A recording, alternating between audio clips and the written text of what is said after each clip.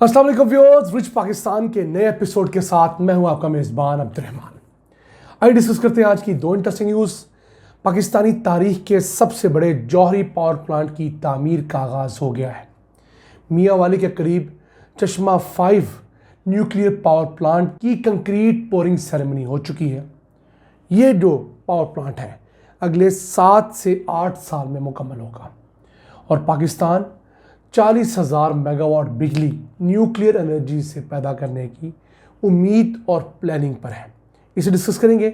जबकि आज की दूसरी खबर, लाहौर के पहले फ्लोटिंग रेस्टोरेंट को बनाने के लिए पीएचए ने अपनी कोशिशें तेज़ कर दी हैं। ये एक ऐसा रेस्टोरेंट होगा जो कि पानी पर तैर रहा होगा। ये दुनिया भर में तो एक पुराना कॉन्सेप्ट है, हमारे यहाँ नया है और लाहौर के हद तक तो पहला है। इसे प्रोग्राम के दूसरे से हम डिस्कस करेंगे, लेकिन पहले चलते हैं आज की सबसे अहम खबर की तरफ। पाकिस्तान के सबसे बड़े न्यूक्लियर पावर प्लांट की कंक्रीट पोरिंग सेरेमनी हो गई है, यानी इसकी बाकायदा कंस्ट्रक्शन का आगाज़ हो गया है। ये 1200 मेगावाट का पावर प्लांट होगा।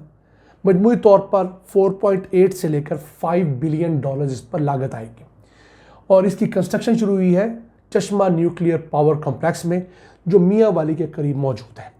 यहाँ पर ऑलरेडी पाकिस्तान के 4 न्यूक्लियर पावर प्लांट चल रहे हैं, जिनसे मजमूई तौर पर 1330 मेगावाट बिजली हासिल हो रही है।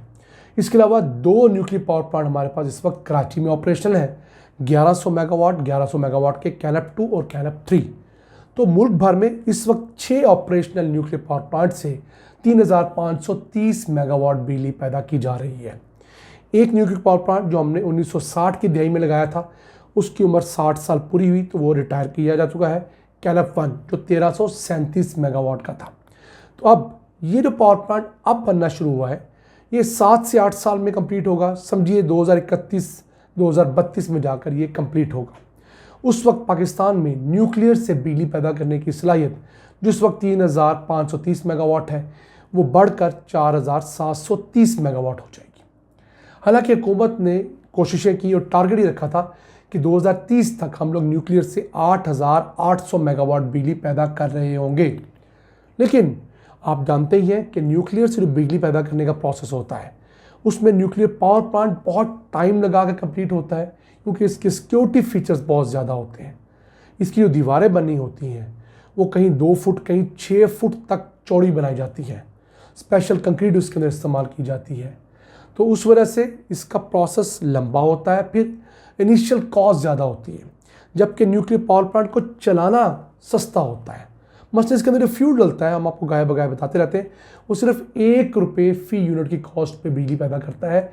पाकिस्तान के लोकल थर के कोयले से भी 3-4 गुना सस्ती बिजली न्यूक्लियर से पैदा होती है। अगर हम फ्यूल कॉस्ट कंपोनेंट की बात करें, हाँ, इस पर जो कर्जा लिया होता है उसका जो सूद है वो डाल लें, तो ये चश्मा 5 जो है आज के डॉलर के रेट के हिसाब से 20 से ₹22 फी यूनिट तमाम अखराजात इंक्लूड करके बिजली पैदा करेगा। तकरीबन 8 सेंट US सेंट जो होता है वो इसका रेट तय किया गया है। कल को अगर डॉलर मज़ीद महंगा होता है तो ऑब्वियसली ये 20-22 रुपये यूनिट वाला रेट बढ़ सकता है। और अगर कोई खुदाई मदद आ जाती है हमें स्पेशल किस्म की, मुल्क में कोई तेल गैस के बड़े वसी ज़खायर निकल आते हैं, हम लोग वाकई अपने गोल्ड के ज़खायर से फ़ायदा लेते हैं, तो फिर हो सकता है डॉलर सस्ता हो जाए, फिर इसका रेट भी कम हो जाएगा। फिलहाल पाकिस्तान के जो टोटल नेटवर्क है उसके अंदर जो न्यूक्लियर कंट्रीब्यूशन है वो 8% है, जो हम लोग सर्दियों में 27% तक ले जाते हैं। यानी हम टोटल जो बिजली पैदा कर रहे होते हैं उसका 27% न्यूक्लियर से हासिल कर रहे होते हैं। क्यों, किस तरह? सर्दियों में हमारी टोटल डिमांड ही 12,000 मेगावाट होती है, तो उस 12 में से अगर हम लोग 3530 मेगावाट न्यूक्लियर से पैदा कर रहे हों, 25-27%, तो ऑटोमेटिकली न्यूक्लियर का शेयर बढ़ जाता है। हाइडल सिस्टम से बिल्कुल निकल चुकी होती है, क्योंकि दरियाओं में डैम्स के अंदर पानी होता ही नहीं है। तो इस वजह से हम कोशिश करते हैं निस्बतन सस्ते ज़रिए से ये बनाया जाए। अब चाइना जो है इस C5 प्रोजेक्ट पर इन्वेस्टमेंट कर रहा है, और चाइना इन 6 माह के अंदर पाकिस्तान में होने वाली इन्वेस्टमेंट में 41% का शेयर होल्डर है। यानी इन 6 माह के अंदर जुलाई से दिसंबर पाकिस्तान में जो फॉरेन डायरेक्ट इन्वेस्टमेंट आई है उसमें से 41% डायरेक्ट चाइना से आई है। वो भी लोन्स की मद में आई है, उस पर हमने किस्तें देनी है, सूद देना है।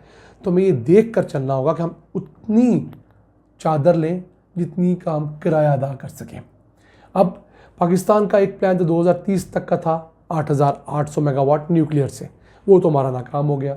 एक और प्लान है 2050-51 तक का कि हम तब तक 40,000 मेगावाट बिजली न्यूक्लियर से हासिल कर रहे होंगे। उसके लिए हमें 32 पावर प्लांट्स लगाने होंगे।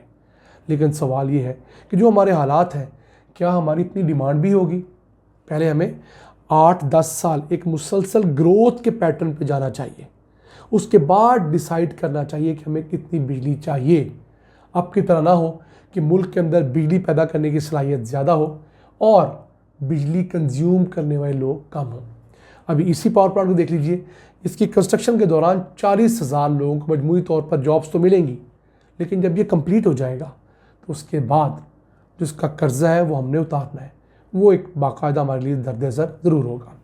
आइए डिस्कस करते हैं आज की दूसरी आम खबर।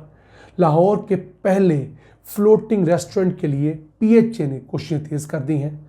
लाहौर की जो मेन नहर है उसके ऊपर हरबंसपुरा का एक स्पॉट जो है उसे लॉक किया गया है, पसंद किया गया है, जहाँ पर 35 करोड़ रुपए की लागत से इब्तदाई तौर पर लाहौर का पहला तैरता हुआ रेस्टोरेंट कायम किया जाएगा। इसके अंदर एक फ्लोटिंग बोट होगी जहाँ पर आप डाइनिंग कर सकेंगे, साथ वॉशरूम्स और जो एडिशनल फैसिलिटीज़ होती हैं, और एक बच्चों के लिए प्ले एरिया भी बनाया जाएगा। फिर कैफ़ेज़ भी कुछ इसमें ऐड किए जाएंगे फ्यूचर में। तो दुनिया भर में ये फ्लोटिंग रेस्टोरेंट्स एक पुराना कॉन्सेप्ट है। वैसे भी जो वाटर फ्रंट एरियाज़ होते हैं या दरियाओं के अंदर, नहरों के अंदर, झीलों के अंदर बहुत खूबसूरत मुकामात होते हैं। लोग वहाँ जाके लेयर टाइम स्पेंड करते हैं, खाना खाते हैं, वहाँ पर रिलैक्स करते हैं। हमारे यहाँ ऐसा कॉन्सेप्ट ही नहीं है।